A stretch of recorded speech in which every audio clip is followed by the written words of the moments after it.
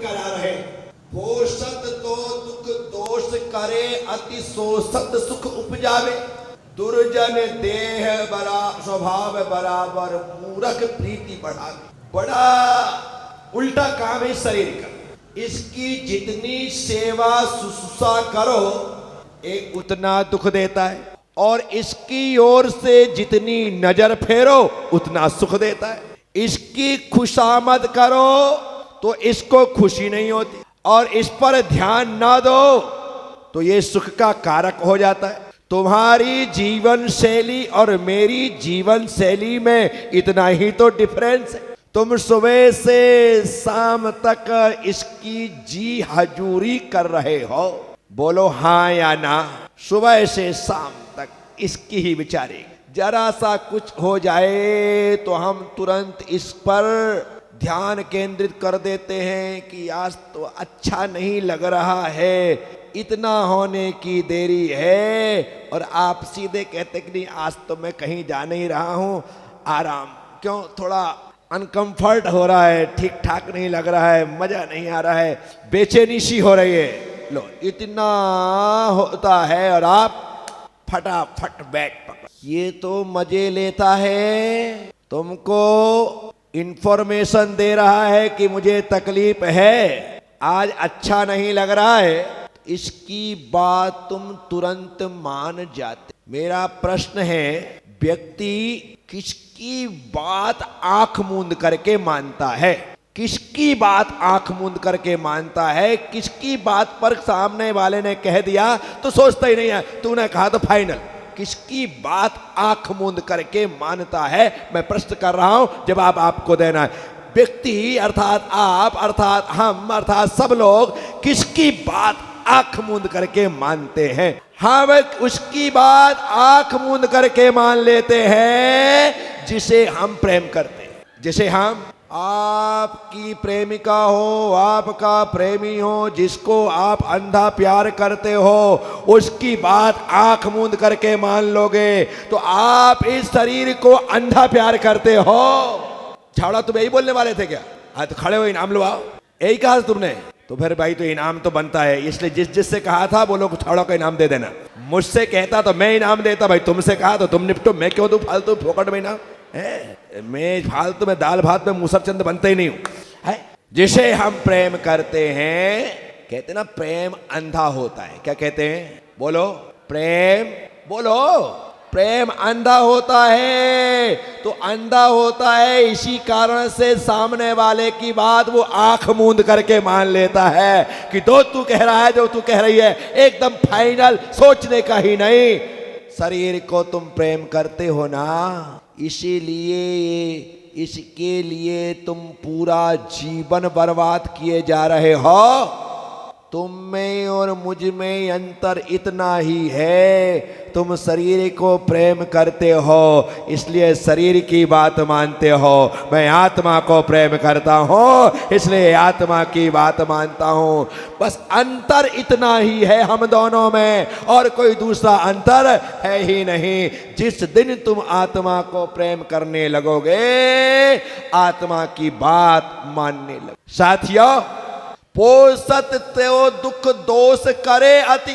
पोषण करने से यह शरीर अत्यंत दुख और दोष को करने वाला है, और शोषत सुख उपजावे, और इसे जितना शोषण करो, सताओ, तपस्या करो, उतना सुख देता है।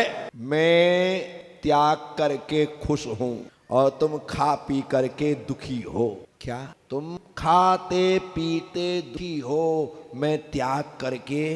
तुम तो एक टाइम की चाय छोड़ दो, एक टाइम, क्या दोपहर के टाइम को टी टाइम कहते। 3 और 4 का जो बीच का समय है वो टी टाइम है।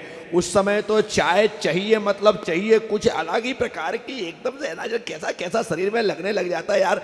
आज चाय नहीं मिली, बिल्कुल दिमाग क्या हो गया?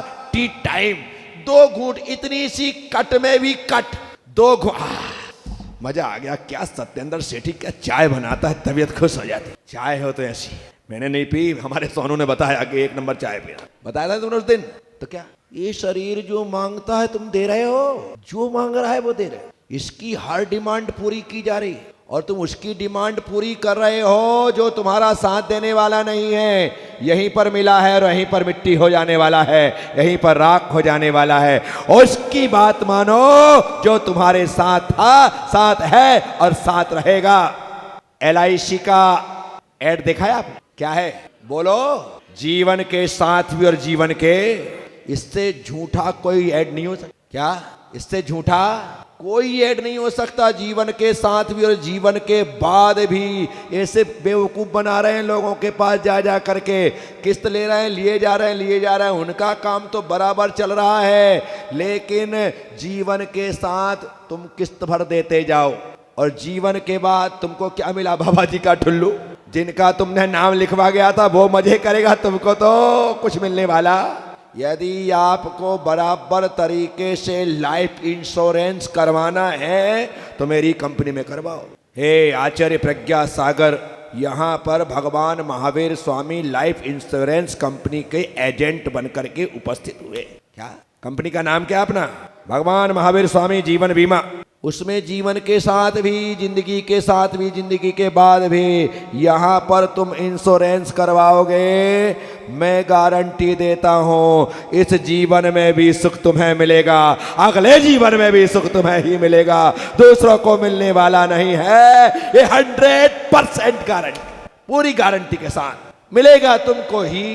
तुम करोगे तो तुम्हें मिले, बस तुम्हें किस्त देते रहना है, ईमानदारी से किस्त चुकाते रहो, तुमको पूरा का पूरा लाभ होने वाला। इसलिए जो लाइफ इंश्योरेंस करवा रहे हो, हेल्थ इंश्योरेंस करवा रहे हो, एजुकेशन इंश्योरेंस करवा रहे हो, दुनिया भर की इंश्योरेंस है साहब, गाड़ियों की इंश्योरेंस सब करवाओ, कोई मना ही नहीं है। वहां पर पैसा कम से कम दूसरे को फायदा तो होता है, अच्छी बात। लेकिन इस कंपनी में इंश्योरेंस सबको करवा लेना। आप जितने नियम लेंगे वे उतनी पॉलिसी है। सारे नियम हमारी कंपनी की पॉलिसी और उनका नेक निष्ठा ईमानदारी के साथ प्रतिदिन पालन करना, ये उसके किस्त है, इसके अलावा और कुछ भी नहीं। क्या आ रहा है समझ में ना? इस तरह ही तो करना है कि आप इस कंपनी में नियम लेते जाओ, लेते जाओ, लेते, कुछ कठिन नहीं है। हर नियम लेने के पहले कठिन लगता है, लेने के बाद सब कुछ सरल हो। आपको कोई जमीन अमीन लेने की इच्छा हो ना, कोई मकान लेना हो, कोई दुकान लेनी हो और तुम्हारी औकात ना हो और तुमको लेना हो, ले लेना। क्या ले लेने? तुमको लगता है यार कि इसकी कीमत 1 करोड़ की और मेरे पास व्यवस्था सिर्फ 30-40 लाख की ही है, क्या करूं, लो कि नहीं लो? ले लेने। क्या तुम लोगे तो मेरी गारंटी है जो 30-40 लाख तुमने दिए हैं ना, उनको सेव करने के लिए, बचाने के लिए तुम 60 लाख की व्यवस्था करो। अन्यथा सोचते ही रहोगे कुछ होने वाला नहीं है, हाथ पांव मारोगे, दिन रात एक करोगे और तुम व्यवस्था करोगे। आदमी को हिम्मत करनी पड़ती है, तब जाकर के रास्ते अपने आप मिलते हैं, व्यवस्थाएं अपने आप होती है, करना पड़ता है। परंतु पहले अपने परिवार में, समाज में, यार दोस्तों में तुम्हारी कितनी इमेज है इसका भी ख्याल रखना। कि पता लगा ले लिया और तुमको देने वाला तो तुम्हारी पत्नी भी नहीं, अपनी इमेज के हिसाब से चलेगा। क्या बिना इमेज के बकत तो तुम्हारी कुछ भी नहीं है, औकात तुम्हारी कुछ भी नहीं है, पूछ परख तुम्हारी कुछ भी नहीं है। तुम्हारे अपने लोग भी तुमको घास नहीं डालते हैं और तुम 20 लाख 40 लाख लेकर के 1 करोड़ के सौदा कर लोगे तो वो गाय डूब खाते में। ध्यान समझ करके करना है, नियम लेना है, ले लो, पलते। परंतु ऐसा नहीं कि साबक के नियम लेने की औकात नहीं और मुनि बनने का श्रीफल चढ़ा दिया। अपनी हैसियत भी देखनी पड़ती कि मैं कौन से नियम ले सकता हूं और कौन से नियम नहीं ले सकता, स्वयं को समझना है। एक बार अपनी जीवन की यात्रा छोटे छोटे नियमों से करो। ये पोस्ट ऑफिस वाले जो किस्त लेते हैं ना, उनकी किस्तें बड़ी छोटी होती, वो ज़्यादा कुछ नहीं। आप 100 रुपये जमा करो, 200 रुपये जमा करो, ज़्यादा कुछ नहीं होता है, आदमी इत्मीनान से कर देते। ये जो महिलाएं किटी पार्टी करती है ना, इनकी बीसी होती है। क्या होती है? इनकी बीसी होती है। अब बीसी वाली महिलाएं, कई महिलाएं की 4-4-6 बीसी चलती है, क्योंकि वो पैसे वाली है। उनके 2000 रुपये महीने वाली भी है, 5000 रुपये महीने वाली भी है। तो 1000 रुपये महीने वाली भी है, 500 रुपये महीने वाली भी है, और कई ऐसी है बेचारी जिनकी इतनी हैसियत ही नहीं है, वो 200 और 500 में ही काम चलाती है, उनको कोई तकलीफ ही नहीं है। तो जितनी औकात है उतनी की बीसी लगाओ। अब बीसी का फायदा क्या है? बीसी का फायदा सिर्फ इतना ही होता है कि यदि तुम 10 महिलाओं ने एबीसी का सिस्टम बना रखा है, 1000 रुपये इकट्ठे करते हो, 10,000 रुपये 10 महिलाओं के आ जाते हैं, एक बार तुम्हारा नंबर आता है तो 10,000 रुपये आने से कम तुम कोई बड़ा सा काम 10,000 में कर सकते हो, 20,000 में कर सकते हो। बस इसी के लिए महिलाओं के लिए बनाया गया है, छोटा सा खेला है और कुछ भी नहीं। पर कम से कम उनको लगता है आज मेरे पास 20,000 आए, अब तो मैं सब कुछ कर लूँ। आज तो अपने बेटे के लिए लैपटॉप लेना था, अब तो इससे लेकर के जाऊंगे। मुझे अब हो गया 20-30 हज़ार आए, एक लैपटॉप बेटे का जाता है और वो बराबर तरीके से साल भर में हजार के माध्यम से चुक जाता है और बच्चे का काम हो जाता है। ये बीसी का इससे ज़्यादा और कोई लेना देना नहीं है कि उससे इनको ब्याज मिल रहा है, इनका काम हो रहा है। बस इतना ही होता है, यही होता है ना। सब कुछ पता है मुझे ना, ये बात समझना कि मैं बुद्धू हूँ, एक एक चीज़ जानता हूँ, हर चीज़ मैंने अच्छे तरीके से समझ रखी है।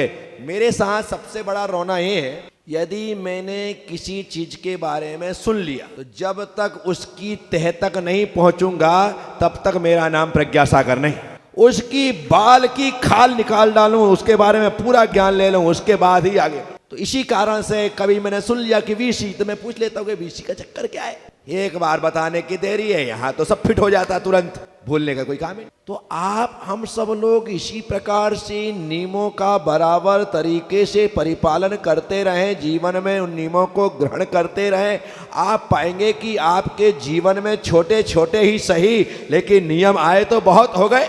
मैंने एक दिन कहा था ना, जितना अनावश्यक चीजें हैं उनका त्याग करो। पहली शुरुआत वहां से करो। जितनी भी चीज तुम्हारे पास फालतू है, फालतू चीजों का त्याग, फालतू कामों का त्याग, जो कभी करते नहीं है उन चीजों का त्याग। जैसे पूर्वाभिल ने त्याग किया कौवे के, कभी खाता ही नहीं था, त्याग कर। बस ऐसे ही तुम लोग बहुत सारी चीजों का त्याग कर। पता चलेगा फालतू चीजों के त्याग से ही तुम्हारी एक कॉपी भर गई कि जिनकी कभी जरूरत ही नहीं पड़ी, उन चीजों का मैंने त्याग। और जो जरूरत है उसे रखो ना, फिर धीरे धीरे करके जो जरूरी है उसे भी। ये हमारा साधु जीवन है ना, सब कुछ त्याग करने के बाद अंत में इस शरीर का भी त्याग करवाया जाता है। क्या करवाया जाता है? जिस दिन मैंने दीक्षा ली थी उस दिन मेरे पास अपरिग्रह महाव्रत आ गया था, लेकिन अभी भी मेरे पास शरीर जो है वो परिग्रह के रूप में है। इसे उपाधि कहते हैं। क्या कहते हैं? क्या कहते हैं? उपाधि। क्या कहते हैं? बोलो। ये शब्द है, सुन लिया करो थोड़ा बहुत, कभी दिमाग में बैठ जाए, कभी कोई बात हो तो आपको लगे कि हाँ हमने उस समय सुना था। उपाधि कहते हैं। और ये जो शरीर है, समाधि के साथ इस उपाधि का, इस शरीर का भी जो त्याग किया जाता है, तो कहते हैं समाधि के समय शरीर के त्याग के साथ ही पूरी तरह से साधु परिग्रह का त्यागी होता है। जब शरीर का त्याग कर देता है तो इस शरीर को भी छोड़, धीरे धीरे अनावश्यक को हटाओ, फिर जिसे तुमने आवश्यक समझ करके रखा है उस आवश्यक को कम करो। जितना कम होता जाए होता जाए होता जाए, बचा कितना सा? थोड़ा सा। आप कहीं यात्रा पर जाना पसंद करते हैं तो ज्यादा बोरिया बिस्तर बांधना मत। जितना कम सामान होगा यात्रा उतनी सुखद होगी। जितना ज्यादा सामान होगा उसे उठाने में, रखने में, तोकने में ही परेशानी होगी। हम एक दूसरे का मुंह देखेंगे कि ये उठा ले, ये ले ले, वो कर ले, इसके अलावा नहीं होगा तो लगता है यार कोई कुली मिल जाए। नहीं, कम सामान रखिए। जितना कम सामान होता है जिंदगी उतनी सरल और सहज होती है। इसलिए मैं कहता हूं कम से कम सामान रखिए, जिंदगी आसान रखिए। कम से कम सामान रखिए, जिंदगी आसान रखिए। फिक्र औरों की है लाजिम, फिक्र औरों की है लाजिम। पहले अपना ख्याल रखिए, पहला अपना ध्यान रखिए, कम से कम सामान रखिए, जिंदगी आसान रखिए। दूसरों की चिंता करो लेकिन अपनी चिंता करो, पहले खुद की चिंता होनी। साथियों, ये शरीर छोड़ने जैसा है। आप छोड़ो तो अच्छा है, ना छोड़ो तो छूटेगा कि नहीं छूटेगा? छूटेगा ना। हम स्वयं छोड़ेंगे तो समाधि कहलाएगी और शरीर छोड़ करके जाएगा तो मृत्यु कहलाएगी। क्या कहलाएगी? जब समाधि छोड़ने से समाधि होती है तो समाधि में उत्सव होता है, और छूटने पर मृत्यु होती है तो मृत्यु में मातम होता है। एक में खुशियां मनाई जाती हैं और एक में, उदाहरण की तौर पर आपके जेब में इस समय 5-10 हजार रुपए रखे होते हैं सबके पास, ये तो सामान्य सी बात है। आपके जेब में 5-10 हजार, आप अभी उन रुपयों को यहां पर दान करते हुए छोड़ें तो खुशी होती, क्या होती है? बोलो ना। आज आपने 10,000, 11,000, 21,000, 2,000, 5,000 दान किया, जितना छोड़ा वो खुशी देके गए। और यदि आपके जेब से गिर गए, आपका जेब कट गया, तो खुशी होगी या दुख? बोलो। शरीर को यदि आपने छोड़ा तो समझना है आपने दान का सुख प्राप्त किया है, और शरीर ने तुमको छोड़ा तो समझना जेब कट गई। क्या? इसलिए मरने के बाद सब लोग रोते हैं। क्या? सब तुम तो सदमे में आके सो गए। मरने वाला सदमे में आकर सो गया, उसकी आंख खुली तो बंद कर दी गई, मुंह भी ढांक दिया गया, इतना सदमे में है बेचारा। पर उसका खोया है, पूरा घर रो रहा है, पूरा घर। जेब कटे, देखना यहाँ पूरे घर में कैसा माहौल हो, और दान दो, देखना यहाँ पूरे घर में कैसा माहौल होता है। हालांकि अरे आज तो मजा आ गया, हमको तो कलश मिल गया, उम्मीद ही नहीं थी कितने सस्ते में कलश मिल जाएगा, इतने सस्ते में गुरु चरण मिल जाएंगे, तबीयत खुश हो गई, मजा आ गया यार, आज तो बहुत अच्छा हुआ। मैंने तो सोच रखा था 2-5 लाख और भी ज्यादा लगते ना तो मैं तो बोली ले ही लेता, लेकिन मेरी तो किस्मत अच्छी थी कि सस्ते ही मिल गया। खुशी हो रही है। अरे बाजार से जाओ, जो कलश तुमने 2 लाख में, 5 लाख में, 7 लाख में, 11 लाख में लिया है, जयपुर जाके बनवा लाओ, लाख रुपए बन जाएगा। परंतु लाख रुपए में बन तो जाएगा, पर वो आनंद आएगा क्या? बताओ, जल्दी बताओ। नहीं, लाख रुपए में बनवा सकते हो, 5 लाख में वैसे 5 कलश ला सकते हो, लेकिन वो कलश की खुशी थोड़ी ला सकते हो। खुशी कलश लेने में नहीं, खुशी दान देने में प्राप्त हुई है। आप हल्के हुए हैं और दिया है तो उसकी जो खुशी मिली है वो अद्भुत है, अद्वितीय है। लोग लाखों रुपए में ले रहे हैं, करोड़ों करोड़ों रुपए में कलश जा रहे हैं। कुछ लोगों को लगता है कि यार लोगों के पास पैसा फालतू है, ज्यादा है या क्या है, कुछ समझ में नहीं आता कि 1 करोड़ में, 2 करोड़ में, 5 करोड़ में कलश जा रहे हैं। आखिर क्या हो गया? है लोगों के पास पैसे की कमी, पैसा है, पर उस समय जो भाव बन गए तो आदमी के लिए फिर पैसा महत्वपूर्ण नहीं होता है। वह दान का, त्याग का, बोली का, कलश लेने का जो सुख है वो अद्वितीय होता है। वो सुख को पाने के लिए आदमी लाखों करोड़ों खर्च कर दे। तो क्या शरीर का छूटना और शरीर को छोड़ना, दोनों में डिफरेंस है। दोनों में ये तो कन्फर्म है कि शरीर छूटेगा, ये तो बोलो ना, ये कन्फर्म है कि शरीर, जब ये कन्फर्म है कि शरीर छूटेगा तो छूटने से पहले छोड़ने की तैयारी करो। जो तैयारी है बस वही समलेखना की तैयारी है, वही समाधि की तैयारी है। इस शरीर से दोस्ती यारी अच्छी नहीं, ये दोस्ती करने जैसा नहीं। क्यों? क्योंकि अगली पंक्ति में पंडित भूधर दास जी लिखते हैं, दुर्जन देह स्वभाव बराबर। दुर्जन का और इस काया का, दोनों का स्वभाव एक सा है। क्या कह रहे हैं? दुर्जन देह स्वभाव बराबर, इनके में जरा भी अंतर नहीं है, दोनों एक समान हैं। और इस शरीर से यदि कोई प्रीति करता है तो कहते हैं मूर्ख प्रीति बढ़ावे। सिर्फ मूर्ख ही इस शरीर से प्रेम करता है, अन्यथा इस शरीर प्रेम करने जैसा है ही। अब आप क्या हो? Question mark. मूर्ख प्रीति बढ़ावे, क्वेश्चन मार्क। खुद घर जा करके आंख मूंद करके ठंडे दिमाग से सोचना कि गुरुदेव आज कह रहे थे मूर्ख प्रीति बढ़ावे। बेटा तू शरीर से प्रीति करता है, मन कहे हाँ, कहना आज से तू मूर्ख। और किसी का मन कहे ना, तो कहना आज से तू विद्वान होशियार, क्योंकि तू शरीर से प्रीति। मैं बार बार कहता हूं शरीर को संभालो, संभालने की मनाही नहीं है, शरीर को संभालने की मनाही नहीं है। जितना इसका रख रखाव चाहिए उतना करना ही पड़ेगा, परंतु इसके लिए पागलों की तरह लगे मत रहो। बस इस बात को विशेष रूप से ध्यान रखो। तो दुर्जन का और शरीर का स्वभाव एक सा है। दुर्जन जैसे कष्ट देता है वैसे ही ये शरीर कदम कदम पर कष्ट देता है, तकलीफ के अलावा कुछ नहीं देता है। जो दुबले हैं वो मोटा होना चाहते, जो मोटे हैं वो दुबला होना, जो लंबे हैं वो कहते हैं यार ये भी कोई है, इतनी हाइट बढ़ गई अब तो कोई लड़की भी नहीं दे। कोई लड़की भरी हो जाए तो माँ बाप को लगता है कि इतनी बड़ी बांस जैसी हो भी ऐसा लड़का ढूंढना मुश्किल। कोई जो नाटा है उसको लगता है कि भगवान ने ऐसा क्यों कर दिया मुझे छोटा बनाकर।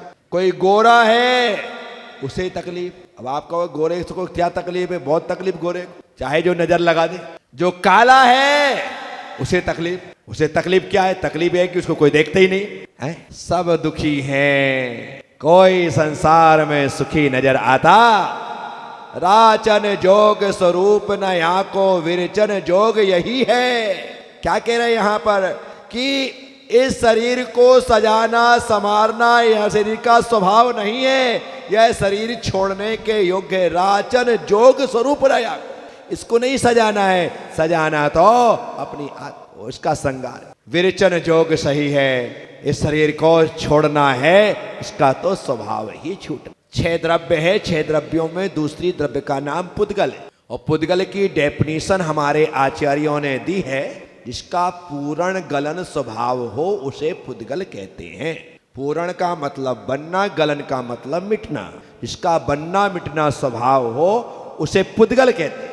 तो ये शरीर का तो स्वभाव ही यही है, इसलिए कह रहे विरचन रोजोग सही है। ये शरीर छूटने वाला है, नष्ट होने वाला है, तू छोड़ दे या स्वयं छूटेगा। यह तन पाए महातप कीजिए। इस शरीर को प्राप्त करके कठोर तपस्या करिए, या में सार यही है। इस शरीर को पाने के बाद यदि सार कुछ है तो तपस्या ही है। इसलिए मैंने झालरा पाटन वालों से पहले ही दिन कह दिया है कि 10 लक्षण पर्व में सभी को 10-10 उपवास करने हैं, सिर्फ मैं भर आहार करूंगा। क्या क्यों? मैं इसलिए करूंगा क्योंकि मैं करूंगा तो तुम्हें संतुष्टि तृप्ति मिलेगी। आपने सुना युधिष्ठिर के पास दुर्योधन ने शकुनी के कहने से बेचारों को कष्ट में डालने के लिए दुर्वासा आदि 4000 ऋषियों को भेज दिया। और दुर्वासा तो नाम से ही दुर्वासा, क्रोध की पराकाष्ठा पर पहुंचे हुए ऋषि।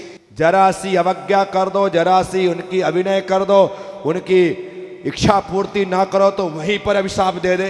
तो उनको भेजा गया था कि जाओ और जाकर के युधिष्ठिर से भिक्षा प्राप्त। ऐसे समय में भेजा जब उन्होंने भोजन ग्रहण कर लिया।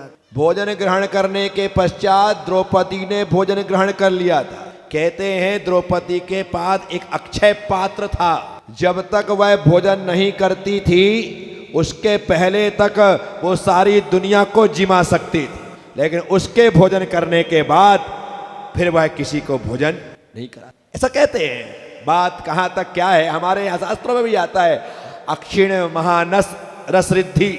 ऐसी रिद्धि वाले साधु होते हैं, वो आहार ग्रहण तुम्हारे घर में कर ले तो तुम पूरे गांव को क्या पूरी दुनिया को जिमा दो तो भी तुम्हारा भोजन खत्म होने वाला नहीं। द्रौपदी ने भोजन कर लिया। दुर्वासा ऋषि आए, आकर के भोजन का निवेदन किया। युधिष्ठिर ने कहा कि हो जाएगी व्यवस्था, आप तो जाओ स्नान करके आओ। सारे ऋषि स्नान करने चले गए। आकर के द्रौपदी से युधिष्ठिर ने कहा कि दुर्वासा आदि ऋषि आए, भोजन करवाना है। मैंने उनके भोजन की स्वीकृति दे दी है। स्वामी आपने बहुत बड़ा अपराध किया, मैं भोजन कर चुकी हूं, अब कुछ नहीं हो सकता है, कुछ तो करना पड़ेगा। अभी वो स्नान करके आ जाएंगे, इतने ऋषियों की व्यवस्था हम कहां से करेंगे। अब तो गए। ठीक है। कहते हैं द्रौपदी ने भगवान को याद। कृष्ण आ गए, आने के पश्चात आकर के कहते हैं, बहन मेरा भोजन, मेरा हिस्सा कहाँ है? अब था ही नहीं। अक्षय पात्र कहाँ है? वो तो मांजने के लिए रख दिया गया था। श्री कृष्ण अक्षय पात्र को जाकर के देखते हैं, उसके कोने में एक चावल का दाना। देखना, ये ऐसी कहानियां हैं जो हमें बहुत कुछ संदेश देती हैं। श्री कृष्ण ने उस एक दाने को अपने मुंह में रख लिया, एक दाने को अपने मुंह में। यहां श्री कृष्ण के मुख में दाना रखा है और नदी में स्नान करने वाले ऋषिगण डकार ले रहे, सारे के सारे डकार लेने लगे। सबका पेट भर गया, सबका पेट भर गया। श्री कृष्ण ने एक दाना मुंह में रखा, सारे के सारे ऋषियों के पेट भर गए। अब जब दुर्वासा ऋषि का पूरा पेट भर गया, यहां तक भर गया, एक दाना खाने की स्थिति नहीं रही, तो दुर्वासा ऋषि विचार करते हैं कि 100% उसी की करामात। किसकी? और कोई ऐसा नहीं कर सकता, उसी की करामात है। श्री कृष्ण ने ही कुछ किया है, अन्यथा हम भूखों का बिना खाए पेट कैसे भर गया। तो मैं कह रहा हूं 10 लक्षण में तुम 10 उपवास करो, मैं ग्रहण करूंगा, पेट तुम्हारा भरे। हिम्मत तो करनी पड़ेगी, साहस तो करना पड़ेगा, सोच तो लेकर के चलना पड़ेगी, तभी जाकर यह तन पाए महातप कीजे, या में सार यही है। इस तन को पाया है तो महातपस्या में इस शरीर को लगाना है, यही इस शरीर का, यही इस जीवन का सार है।